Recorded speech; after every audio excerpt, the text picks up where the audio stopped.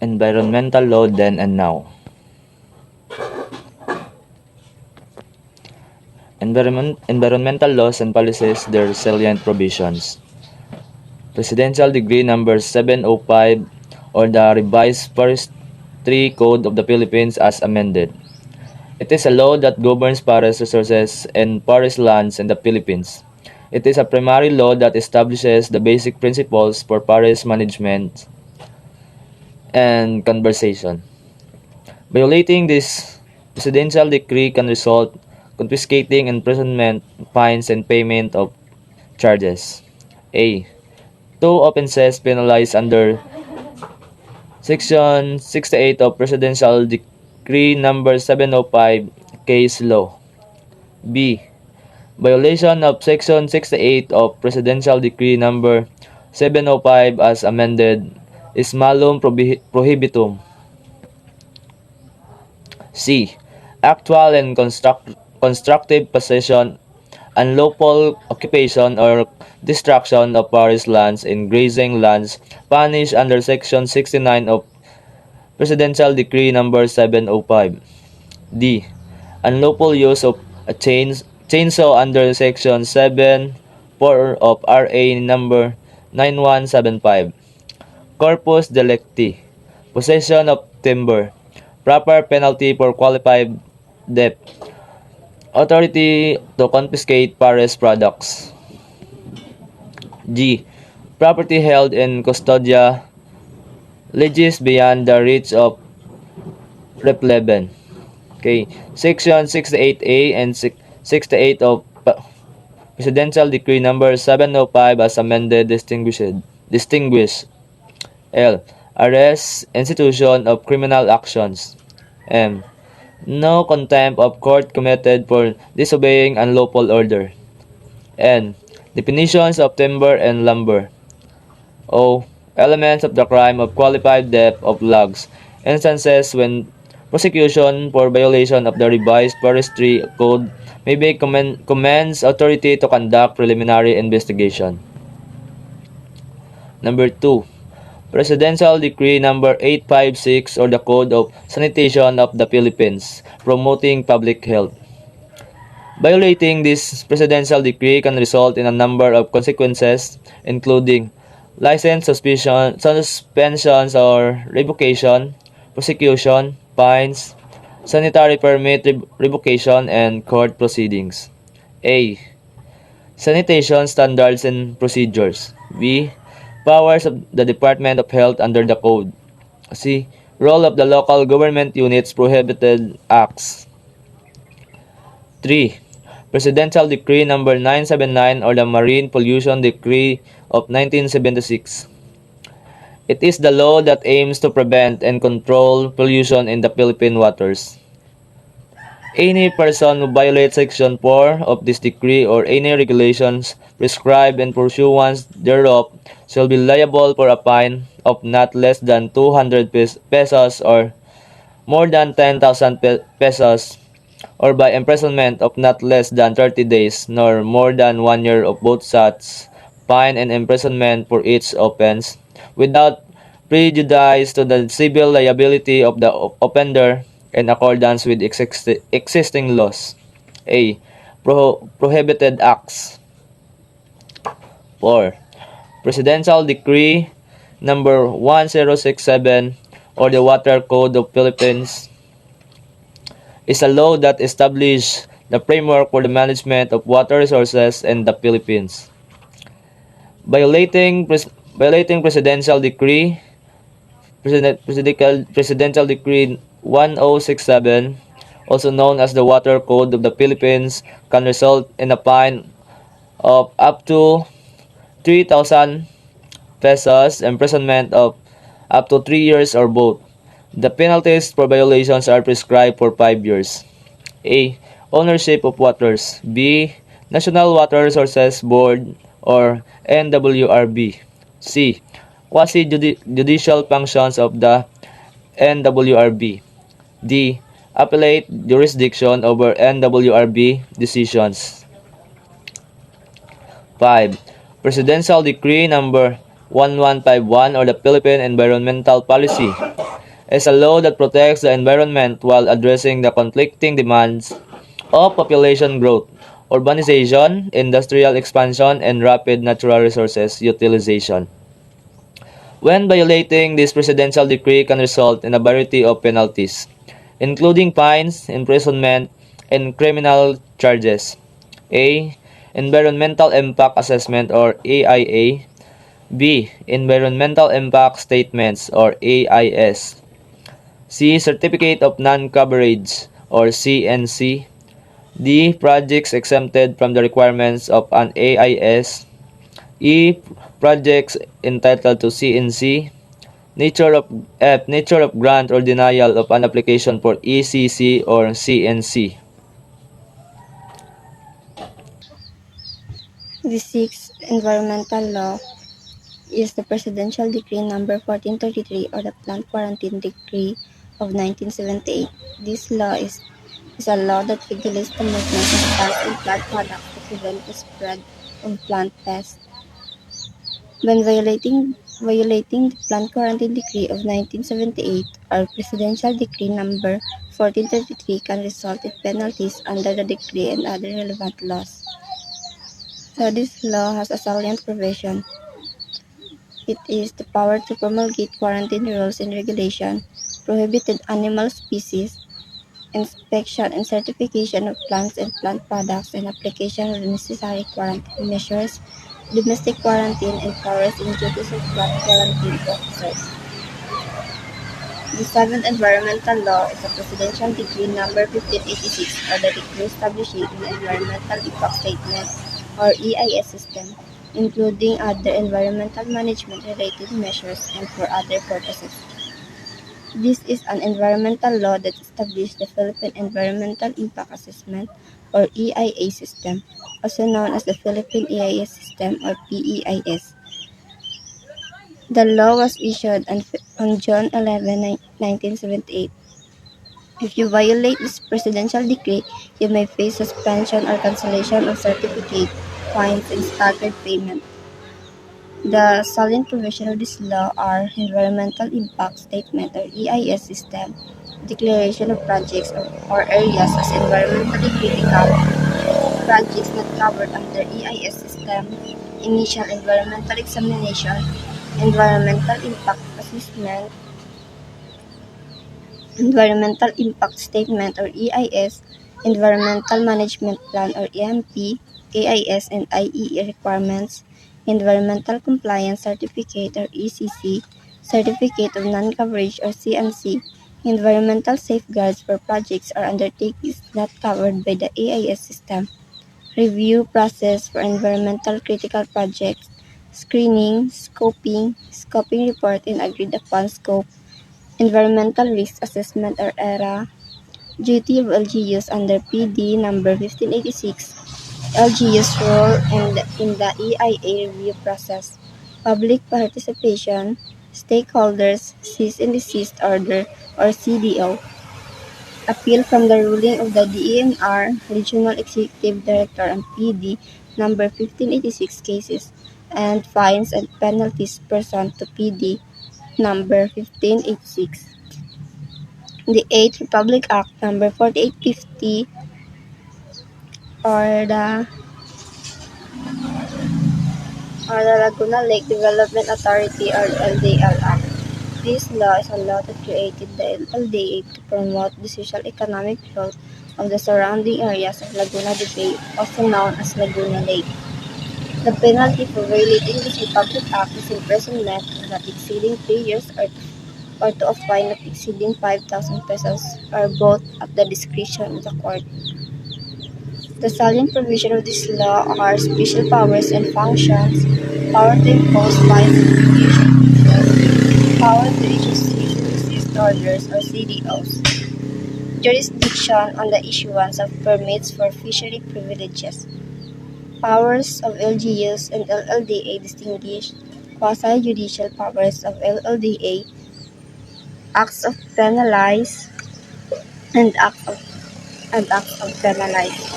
The 9th Republic Act number 696 on toxic substances and hazardous waste Act. It provides for the regulation, restriction, or prohibition of the importation, manufacture, processing, sale, distribution, use, and disposal of chemical substances and mixtures that present unreasonable risk and or injury to health or the environment. So, violating Public Act or RA 6969, the Toxic Substances and Hazardous and Nuclear Waste Control Act can result in penalties such as fines, imprisonment, deportation, dismissal, and confiscation. The salient provisions of this law are implementing rules and regulation of RA number 6969, hazardous substance, hazardous waste, nuclear waste, power of the DNR Secretary to confiscate, impound, and impose administrative fines, ex parte order of confiscation or impoundment, Philippine Inventory of Chemicals and Chemical Substances or PICS, Priority Chemicals List or PPCL, Chemical Control Order or CCO, confidentiality of trade secrets and prohibited acts. The 10th Republic The 10th environmental law is the Republic Act No. 7076 or the People's Small-Scale Mining Act of 1991. This law defines small-scale mining or SSM as mining activities which rely heavily on manual labor. Violations of the provisions of this act or of the rules and regulations issued pursuant thereto shall be penalized with imprisonment of not less than 6 months nor more than 6 years, and shall include the confiscation and seizure of equipment, tools, and instruments. The salient provisions of this law are Application Bis-A-Bis RA number 7942, Small-Scale Mining and Small-Scale Miners defined, People's Small-Scale Mining Areas or PSSMA, Provincial Mining Regulatory Board or PMRB, and a panel of arbitrators, Mines Adjudication Board or MAB, DENR Secretaries direct supervision and control over the program and activities of the small-scale miners and rights to ancestral lands. The 11th environmental law is the Republic Act No. 7586 or the National Integrated Protected Areas System or NEPAS Act, including all laws, decrees, orders, proclamations, and issuances establishing protected areas. This is an act providing for the establishment and management of National Integrated Protected Area System, defining its scope and coverage, and for other purposes. Whoever violates this act or any rules and regulations issued by the department pursuant to this act, or whoever is found guilty by a competent court of justice of any of the offenses in the preceding section shall be fined in the amount of not less than 5,000 pesos nor more than 500,000 pesos. The salient provisions of this law are NEPAs and protected areas, categories of protected areas, classification of protected areas in the Philippines, environmental impact assessment or EIA, and survey for energy resources. Forest reserves not included in the enumeration of areas comprising the initial component of the NEPA system and prohibited areas. Republic Act No. 7942 or the Philippine Mining Act of 1995, it is the law that governs mining operations in the Philippines. Any person extracting minerals and disposing the same without a mining agreement, lease, permit, license, or steals minerals or ores or the products thereof from mines or mills or processing plants shall, upon conviction, be imprisoned from 6 months to 6 years or pay a fine from 10,000 pesos to 20,000 pesos at the discretion of the appropriate court. In addition, B shall be liable to pay damages and compensation for the minerals removed, extracted, and disposed. Application VIS-A-VIS Republic Act No. 7076, Mining and its Stages, exploration, development and construction, utilization, rehabilitation and mine rehabilitation fund, areas open to mining operations, areas closed to mining application, mining permits granted to qualified persons, Section 76 of Republic Act Number 7942, an eminent domain provision, states control and supervision over mining operations, provisions and government control over mining enterprises, environmental and safety concerns. Republic Act Number 8371 or the Indigenous Peoples' Rights Act, an act to recognize, protect, and promote the right of indigenous cultural communities or indigenous people, creating a National Commission in Indigenous Peoples, establishing implementing mechanism, appropriating funds therefore and for other purposes. Violating Republic Act Number 8371, also known as the Indigenous People Rights Act of 1997, can result in criminal proceeding or fines.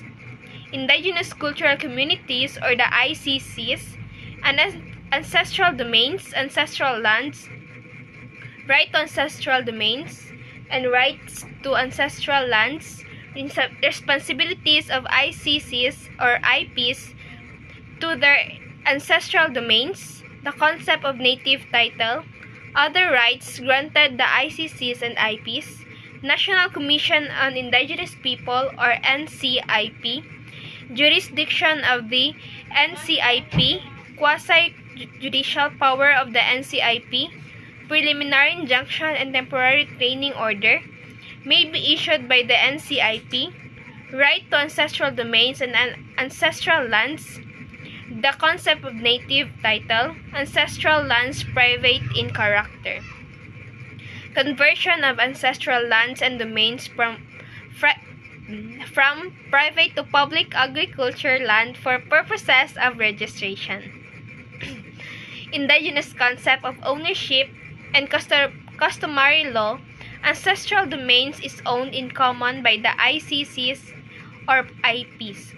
Certificate of Ancestral Domain Title or CADT, a mere formal recognition of native title, non-inclusion of ownership by the ICCs or IPs over natural resources, compliance with the Regalian Doctrine, requirements and process of delineation and recognition of ancestral domains, free and prior informed consent or FPIC.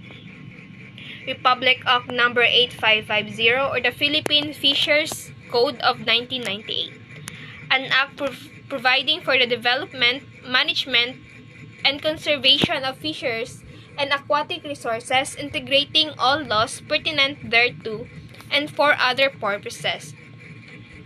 We have application of the provision of Republic Act Number 8550, Exclusive Economic Zone, Philippine Waters, Continental Shelf, objectives of the fishery sector under the Code, prohibitions under the Code, poaching in Philippine waters, Muro-Ami fishing, Sabalu, fishing gears, serious violation of the provision of the Fisheries Code, administrative sanction for serious violation, citizen suits, strategic lawsuit against public participation or SLAPP. Republic Act Number 8749 or the Clean Air of 1999. This act provides for the creation of national program of air pollution management focusing primarily on pollution prevention, for the promotion of mass media communication in order to create a social awareness and active participation in air quality planning and monitoring. Whereas Republic Act 8749 provides that for actual accidents of any pollution or air quality standards under this act or its rules and regulation, the department, through the Pollution Adjudication Board, shall impose a fine of not more than 100,000 pesos for every day of violation against the owner or operator of a stationary source until such time that the standards have been complied with. Polluters must pay principal. Greenhouse gases, compressed natural gas as alternative fuel, emission defined, emission standard for fuel use, or certificate of emission compliance, writ of mandamus unavailing to command LTFRB and DOTC to require use by PUV and of CNG as alternative fuel, ban on incineration,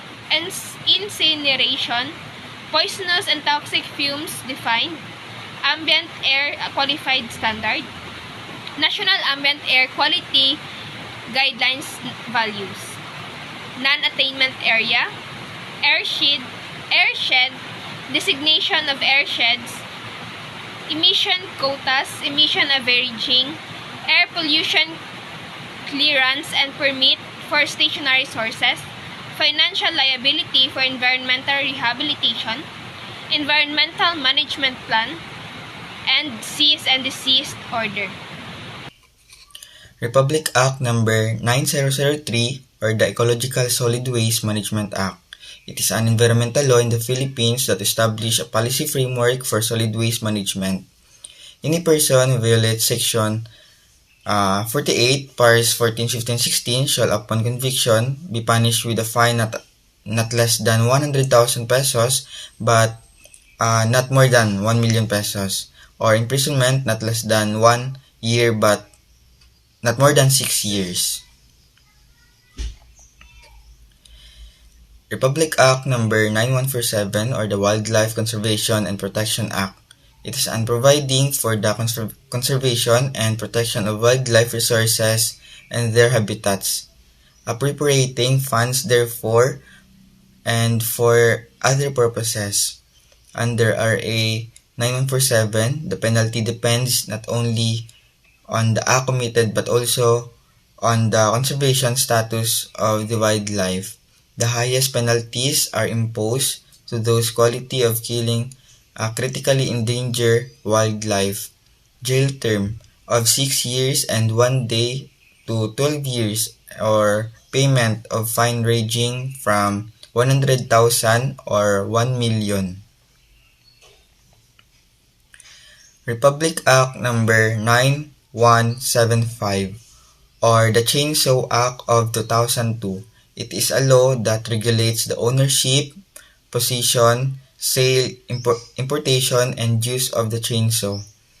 Any person who sells, purchases, transfers the ownership, distributes, or otherwise disposes or possesses a chainsaw without first securing the necessary permit from the department shall be punished with imprisonment of 4 years, 2 months, and 1 day, to 6 years, or a fine not less than 15,000 pesos but not more than 30,000 pesos, or both, and the discretion of the court, and the chainsaw confiscated in the favor of the government. Republic Act Number 9275 or the Clean Water Act. It is a law that manages water quality in the Philippines. It also aims to protect the country water's bodies from pollution from land-based sources. Anyone who commits prohibited acts such as discharging underrated water into any water body will be fined for every day or violation.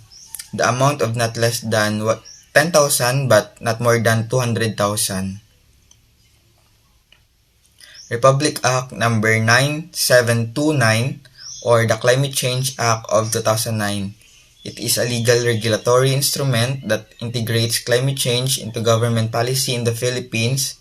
Violating the Climate Change Act of 2009, Republic Act Number 9729 can result in fine, imprisonment, or both.